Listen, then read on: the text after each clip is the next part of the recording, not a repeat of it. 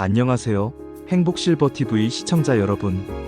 오늘은 정말 많은 분들이 고생하고 계신 관절염에 대해 말씀드리려고 해요. 특히 무릎이 아프신 분들, 계단 오르내릴 때 힘드신 분들 많으시죠? 주변에서 살 빼야 무릎이 안 아파라는 말 많이 들어보셨을 거예요. 하지만 오늘 제가 전해드릴 내용을 들어보시면 관절염에 대한 생각이 완전히 바뀌실 거예요. 건강한 관절, 꿈이 아닙니다. 올바른 방법만 알면 충분히 개선할 수 있어요. 그럼 시작해볼까요? 관절염 환자의 흔한 오해. 체중 감량이 답이 아닙니다. 여러분, 무릎이 아프면 가장 먼저 듣는 말이 뭔가요? 살부터 빼세요죠? 젊은 분들의 관절염은 그럴 수도 있어요. 하지만 중년 이후에는 절대 그렇게 접근하시면 안 됩니다. 왜일까요? 젊을 때는 단순히 체중만 줄여도 몸을 회복할 힘이 있어요. 하지만 중년 이후의 관절염은 다릅니다. 몸의 회복 능력이 느려져서 생긴 누적된 염증이기 때문이에요. 이때 음식을 줄이면 어떻게 될까요? 살은 잘 빠지지 않고 관절을 회복할 힘 자체가 없어져요. 오히려 더 약해질 수 있어요. 올바른 식습관이란? 그럼 어떻게 해야 할까요? 체중을 무작정 줄이는 것보다는 야식, 과식, 간식 줄이기, 급하게 드시는 습관 개선하기, 규칙적인 식사 시간 지키기, 간헐적 단식 정도는 괜찮아요. 공복 시간을 조금 늘리는 수준이니까요. 하지만 음식량을 극단적으로 줄이시는 건 좋지 않습니다. 기억하세요. 관절을 회복하려면 재료가 필요해요. 그 재료가 바로 올바른 음식입니다. 관절염에 도움되는 슈퍼푸드. 첫 번째, 연어와 아몬드의 환상조합. 연어가 관절염에 좋은 이유는 오메가3 때문이에요. 요즘 인스턴트 식품이나 외식을 많이 하시면 오메가6가 몸에 쌓여요. 이게 염증을 일으키는 주범이거든요. 연어의 오메가3가 이 균형을 맞춰줍니다. 재미있는 먹는 법. 연어에 아몬드를 함께 드세요. 아몬드에도 오메가3가 들어있어서 시너지 효과가 있어요. 오독오독 씹히는 맛도 좋고요. 물론 집에서 직접 만든 음식만 드시는 분들은 굳이 많이 드실 필요는 없어요. 하지만 이왕 드시는 거 챙겨서 드시면 좋답니다. 두 번째, 단백질의 중요성. 돼지고기나 달걀 같은 양질의 단백질도 중요해요. 관절을 구성하는 재료가 되거든요. 세 번째, 토마토의 숨겨진 효능. 토마토가 들어있는 리코펜 성분이 염증에 도움이 돼요. 잘 구워서 드시면 흡수율이 더 높아집니다.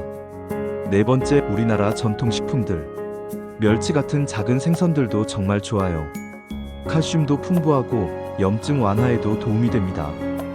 이 정도만 챙겨 드셔도 초기 관절염이나 예방 단계에서는 충분히 회복을 기대할 수 있어요. 3부, 관절염 싹 사라지는 세 가지 황금 조합. 중년의 영양제 우슬, 쥐누니콩, 홍화씨. 이 세 가지 조합은 중년 이후에는 천연 영양제라고 보셔도 됩니다. 쥐누니콩 신장과 뼈 건강에 도움, 우슬열을 아래로 내려주는 기능, 홍화씨 막힌 혈액순환을 뚫어줌. 특히 골다공증이 있으신 분들에게 도움이 많이 돼요. 주의사항. 우슬을 혼자 드시면 안 됩니다. 민간에서는 생긴 게 소 무릎 같다 해서 무릎에 좋다고 하는데 그게 아니에요. 우슬은 이뇨작용을 해서 기운을 아래로 끌어내리는 효능이 있어요. 나이가 많으신 분들이 우슬만 따로 드시면 오히려 기운을 소모시킬 수 있어요. 반드시 다른 재료와 함께 드셔야 안전합니다. 금기사항. 임산부는 복용 금지. 생리시 출혈이 많은 분들도 주의. 전문가 상담 후 복용 권장. 절대 피해야 할 음식들. 관절염의 최대적 백설탕. 관절염 환자분들이 딱 하나만 끊는다면 백설탕이에요. 백설탕, 과당이 들어있는 음식들. 너무 달달한 빵, 초콜릿, 탄산음료, 에너지 음료들. 실제로 한 분이 해외에서 오시면서 이런 걸 다 끊으셨는데 통증이 절반은 줄어들었다고 하시더라고요. 왜 설탕이 나쁠까요? 여러분, 젊을 때 여드름 나면 뭘 줄이라고 했었나요? 바로 단 것들이죠. 여드름도 염증이에요. 관절염도 마찬가지로 염증 질환입니다. 혈액에 염증이 많으면 관절 염증도 악화돼요. 설탕 대신 인공감미료? 가끔 설탕 대신 인공감미료로 바꾸시는 분들 있는데 일시적으로는 도움이 돼요. 하지만 근본적인 해결책은 아니에요. 더 좋은 방법, 아예 단맛 자체를 끊어내는 거예요. 마치 금연하는 것처럼 단맛에 중독된 상태에서 벗어나는 과정이 필요합니다. 관절염을 악화시키는 생활 습관, 과식의 위험성, 음식을 많이 드시면 그 자체로 몸에 염증이 생겨요. 음식을 소화시키는 과정에서 우리 몸에는 반드시 열이 나거든요. 특히 고기류는 많이 드실수록 열이 많이 나요. 고기를 드실 때 꼭 지켜야 할 것. 고기를 좋아하시는 분들은 반드시 야채를 함께 드세요. 내가 몸에 열이 많은 타입인지 확인해 보세요. 물을 잘 마신다. 더위를 탄다. 가끔 변비가 있다. 이 중 2가지 이상 해당되시면 평상시에도 야채를 잘 드시는 게 필요해요. 고기와 버섯의 환상조합. 고기 드실 때는 반드시 버섯류를 함께 드세요. 마트에서 쉽게 구할 수 있는 버섯들로 충분해요.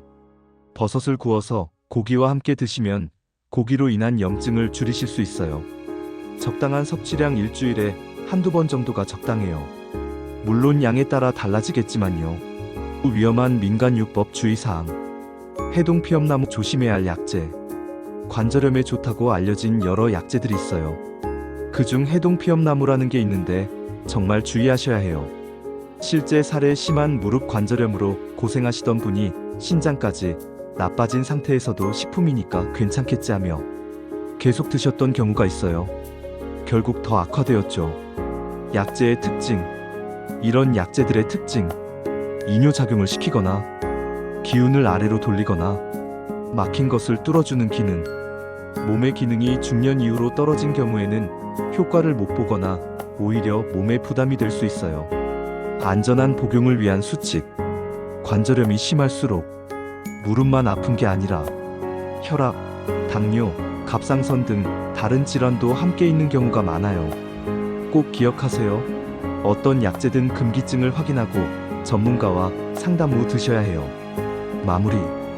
여러분, 관절염은 단순히 나이 들어서 생기는 피할 수 없는 질환이 아니에요. 오늘의 핵심 포인트. 무작정 살 빼기보다는 올바른 영양 공급이 중요. 연어, 토마토, 멸치 같은 항염식품 적극 활용. 백설탕, 과당 완전 차단. 고기와 야채, 버섯 함께 섭취. 민간요법은 전문가 상담 후 신중하게. 관절염도 올바른 식습관과 생활습관으로 충분히 개선할 수 있어요. 우리 몸은 생각보다 강하답니다. 올바른 재료만 공급해주면 스스로 회복할 수 있는 놀라운 능력이 있어요. 건강한 관절로 활기찬 노후 보내시길 바라며 다음 영상에서 또 만나요. 구독과 좋아요 꾹. 그리고 댓글로 여러분의 관절 건강 경험도 나눠주세요.